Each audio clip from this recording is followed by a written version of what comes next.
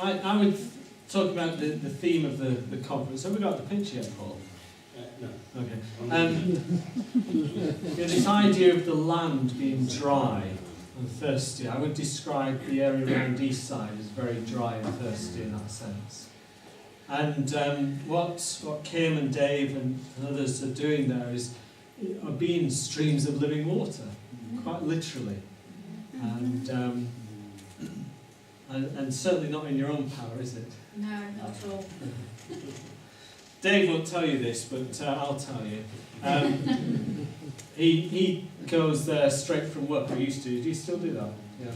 And sometimes he gets a bit delayed at work, and the lads at this club, because they don't either have a dad or a stable father figure in their lives, they're all saying, "When's Dave going to get here? When's Dave going to get here?"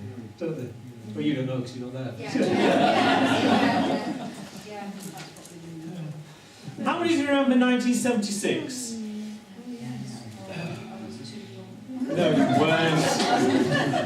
Tell a lie. 1976 was a long, hot summer in this country.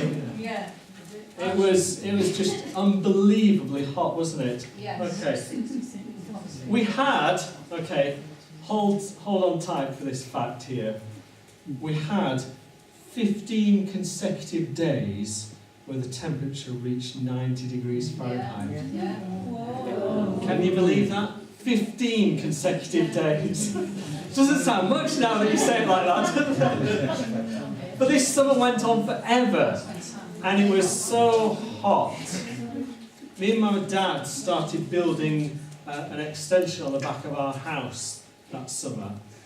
And we couldn't get a little dig around the back, so we had to dig the foundations by hand. And it was like digging through concrete. The ground was that hard, it was just baked. And this summer, 1976, it was just amazing. Wall-to-wall sunshine. The reason why the ground was so hard was we'd had a really dry summer the year before, a dry autumn, a dry winter. I think there were floods actually in the spring, but they were like flash floods. And then we had this just long period of hot, warm weather. And it was amazing. 1976. Those were the days. And we had all sorts of things. We had a minister for the drought. The government introduced a minister for the drought. We had hosepipe bans. I remember, I think it was John Noakes on Blue Peter showing us how to shower in 30 seconds to save water. Believe it, wasn't it? And the ground was all like cracked and dry, wasn't it? And it's quite dangerous actually, because you could lose your foot down one of these great big fissures that opened up in the ground and so. And I remember weather forecaster going out to like a reservoir somewhere in the Lake District or somewhere, and they were like stood in this dry bed of cracked mud and so on, like you see. And he said like the water level is normally 30 feet above my feet. And this reservoir is just dry, unbelievable. And that picture, I want you to like try and envisage that sort of parchedness, that dry ground. And it's hard, isn't it? It's rock hard. It hurts, it's that hard, isn't it? You know, it'll trip you up. It's uneven to walk on. There's nothing green about it. There's no lushness to it. And it's a hard place to be, isn't it? And I think that's the picture that God wants to show us of the world in which we live at the moment. Hey.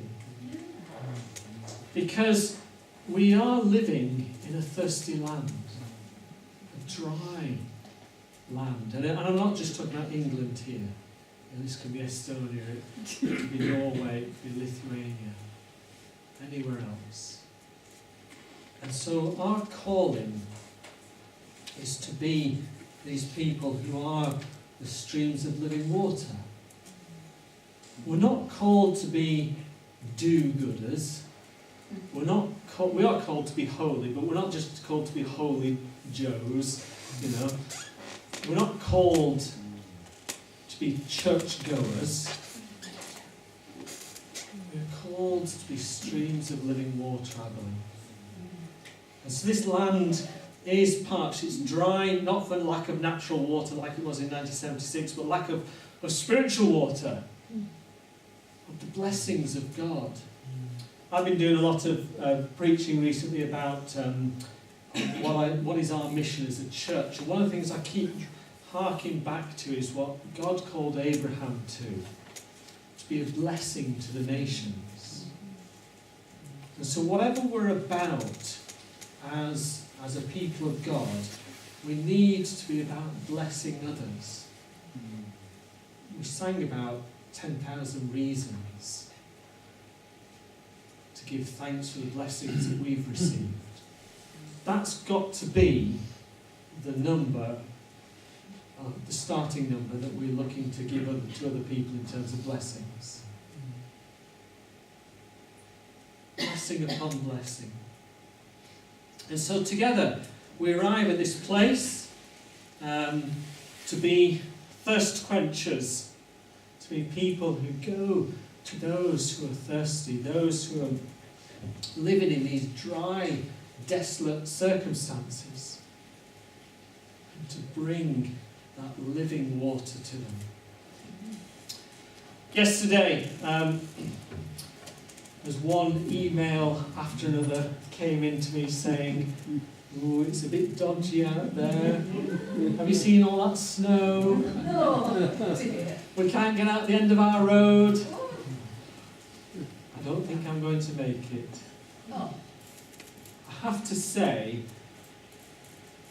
I'm not really one who sort of like gets disheartened, but I was starting to feel like I might get disheartened if it goes on much longer. And it started to put doubts in my mind. We are down in Somerset now, and we had a red alert weather warning last night. You know, you go out with risk of death. So, you know, I'd just like to say, we made it through the red alert to be here with you this weekend, okay? Oh, you're not impressed.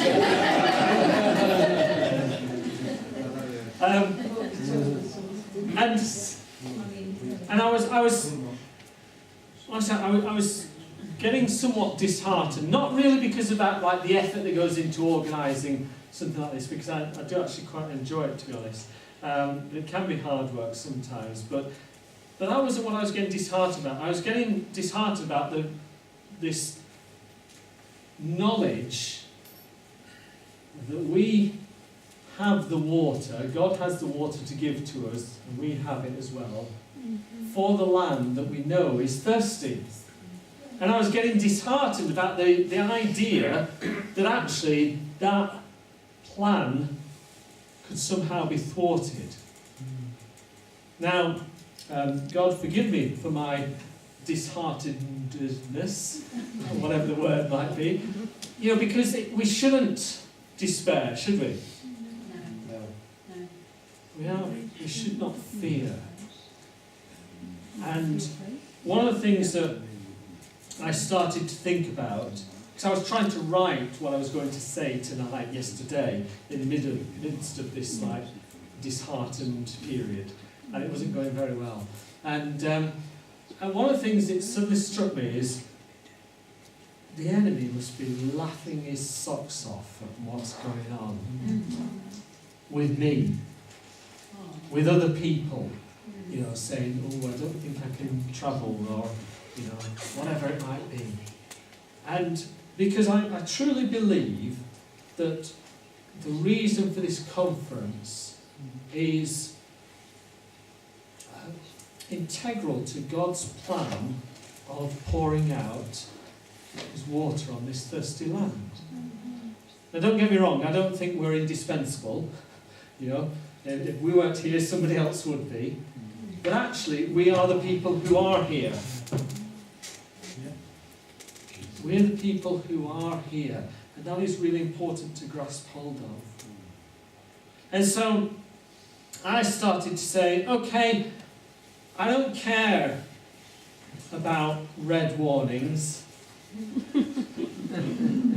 As long as I can get out the end of our road, I'm sure we'll be all right. I don't care about red warnings. I don't care about, a few emails saying I'm not coming. I care about the fact that those people not coming, but I don't care about actually receiving those emails.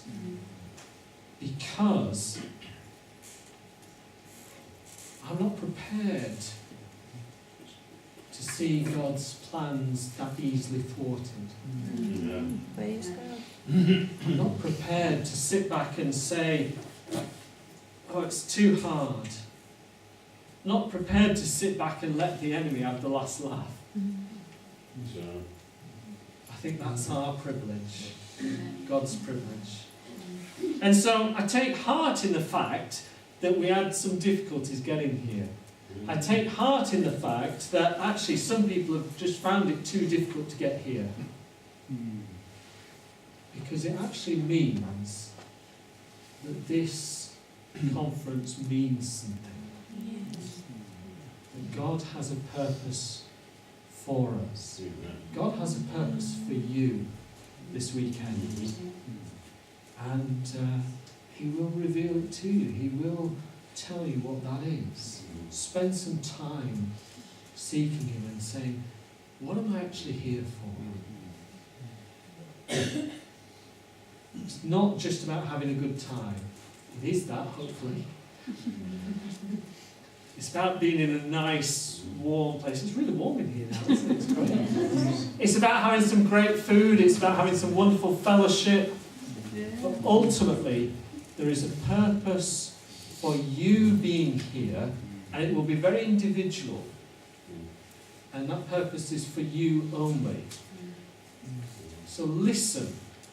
Listen throughout this weekend, because God will say to you, this is how I want to use you to be water for the thirsty land in which you live. Amen. I'll just ask something. Of course you can. I'm just getting something that's coming into my mind all the time. And all it is a seed can grow from a trickle of water. And that's all I'm getting all the time. Thank you. Yeah. I'll add to that. This is something I think that Connie, you told me many years ago about how in desert places there is actually water under the ground. And sometimes it can be really a long way below the ground, but sometimes it can be just bubbling up underneath the ground, can't it? And at some point it just bursts forth. And in desert places, there are seeds in the ground, and the places where, like, you get, suddenly a flash flood, and it's like this whole garden appears, isn't it? Thanks, Hannah. Yeah. So, God is saying to His people in this verse comes from Isaiah 44:3, and this is a verse that is spoken over people who are in exile, who've rebelled against God, who've ignored Him, who've tried to do things in their own strength, who've done everything they could possibly do not to be God's people. And so they've been taken off into exile. And God sends them this message. You're still my people. I still have a job for you. And He says to them, for I will pour out water on the thirsty land and streams on the dry ground. I will pour out my Spirit upon your descendants and my blessing on your offspring. That's what we're here for this weekend. To receive that promise and take it back with us, wherever we've come from, to be those streams of living water. Amen. Amen.